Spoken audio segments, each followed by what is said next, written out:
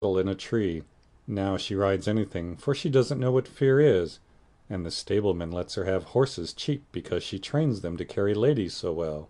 She has such a passion for it. I often tell her if everything fails, she can be a horsebreaker and get her living so." At this awful speech Amy contained herself with difficulty, for the impression was being given that she was a rather fast young lady, which was her especial aversion. But what could she do? For the old lady was in the middle of her story, and long before it was done, Joe was off again, make more droll revelations and committing still more fearful blunders. Yes, Amy was in despair that day, for all the good beasts were gone, and of the three left, one was lame, one blind, and the other so balky that you had to put dirt in his mouth before he would start. Nice animal for a pleasure party, wasn't it? "Which did she choose?" asked one of the laughing gentlemen who enjoyed the subject. "None of them. She heard of a young horse at the farmhouse over the river, and though a lady had never ridden him, she resolved to try, because he was handsome and spirited. Her struggles were really pathetic. There was no one to bring the horse to the saddle, so she took the saddle to the horse. My dear creature, she actually rode it over the river, put it on her head, and marched up to the barn to the utter amazement of the old man." "Did she ride the horse?" "Of course she did, and had a capital time. I expected to see her brought home in fragments, but she managed him perfectly, and was the life of the party." "Well, I call that plucky," and young Mr. Lamb turned an approving glance upon Amy, wondering what his mother could be saying to make the girl look so red and uncomfortable. She was still redder and more uncomfortable a moment after, when a sudden turn in the conversation introduced the subject of dress. One of the young ladies asked Joe where she got the pretty drab hat she wore to the picnic, and stupid Joe, instead of mentioning the place where it was bought 2 years ago, must needs answer with unnecessary frankness, "Oh, Amy painted it. You can't buy those soft shades, so we paint ours any color we like. It's a great comfort to have an artistic sister." "Isn't that an original idea?" cried Miss Lamb, who found Joe great fun. "That's nothing compared to some of her brilliant performances. There's nothing the child can't do.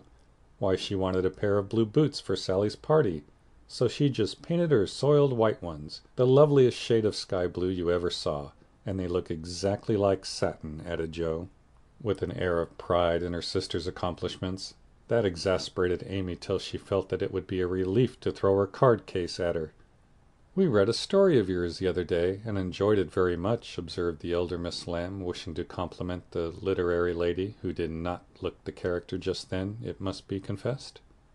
Any mention of her works always had a bad effect upon Joe, who either grew rigid and looked offended, or changed the subject with a brusque remark, as now. "Sorry you could find nothing better to read. I write that rubbish because it sells, and ordinary people like it. Are you going to New York this winter?" As Miss Lamb had enjoyed the story, this speech was not exactly grateful or complimentary.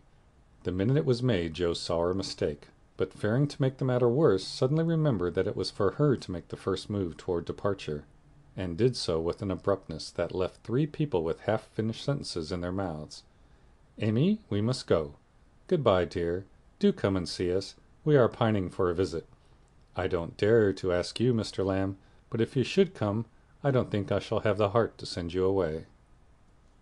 Joe said this with such a droll imitation of May Chester's gushing style that Amy got out of the room as rapidly as possible, feeling a strong desire to laugh and cry at the same time.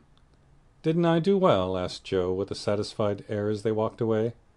"Nothing could have been worse," was Amy's crushing reply. "What possessed you to tell those stories about my saddle, and the hats, and boots, and all the rest of it?" "Why, it's funny and amuses people. They know we are poor. It's no use pretending that we have grooms, buy 3 or 4 hats a season, and have things as easy and fine as they do. You needn't go and tell them all our little shifts and expose our poverty in that perfectly unnecessary way. You haven't a bit of proper pride, and never will learn when to hold your tongue and when to speak," said Amy despairingly. Poor Joe looked abashed, and silently chafed the end of her nose with the stiff handkerchief, as if performing a penance for her misdemeanors. "How shall I behave here?" she asked as they approached the third mansion. "Just as you please. I wash my hands of you," was Amy's short answer. "Then I'll enjoy myself. The boys are at home, and we'll have a comfortable time. Goodness knows I need a little change. for elegance has a bad effect upon my constitution," returned Joe gruffly, being disturbed by her failure to suit. An enthusiastic welcome from the three big boys and several pretty children speedily soothed her ruffled feelings, and leaving Amy to entertain the hostess and Mr. Tudor, who happened to be calling likewise, Joe devoted herself to the young folks and found the change refreshing. She listened to college stories with deep interest, caressed pointers and poodles without a murmur, agreed heartily that Tom was a brick, regardless of the improper form of praise, and when one lad proposed a visit to his turtle tank, she went with alacrity which caused Mamma to smile upon her, as that motherly lady settled the cap, which was left in a ruinous condition by filial hugs, bear-like but affectionate, and dearer to her than the most faultless coiffure from the hands of an inspired Frenchwoman. Leaving her sister to her own devices, Amy proceeded to enjoy herself to her heart's content. Mr. Tudor's uncle had married an English lady who was third cousin to a living lord, and Amy regarded the whole family with great respect, for in spite of her American birth and breeding, she possessed that reverence for titles which haunts the best of us, that acknowledged the loyalty to the early faith in kings, which set the most democratic nation under the sun in ferment at the coming of a royal yellow-haired laddie some years ago, and which still has something to do with the love the young country bears the old, like that of a big son for an imperious little mother who held him while she could, and let him go with a farewell scolding when he rebelled. But even the satisfaction of talking with a distant connection of the British nobility did not render Amy forgetful of time, and when the proper number of minutes had passed, she reluctantly tore herself from this aristocratic society and looked about for Joe, fervently hoping that her incorrigible sister would not be found in any position which should bring disgrace upon the name of March. It might have been worse, but Amy considered it bad, for Joe sat on the grass with an encampment of boys about her, and a dirty-footed dog reposing on the skirt of her state and festival dress, as she related one of Laurie's pranks to her admiring audience. One small child was poking turtles with Amy's cherished parasol, a second was eating gingerbread over Joe's best bonnet, and a third playing ball with her gloves, but all were enjoying themselves, and when Joe collected her damaged property to go, her escort accompanied her, begging her to come again. It was such fun to hear about Laurie's larks. "Capital boys, aren't they?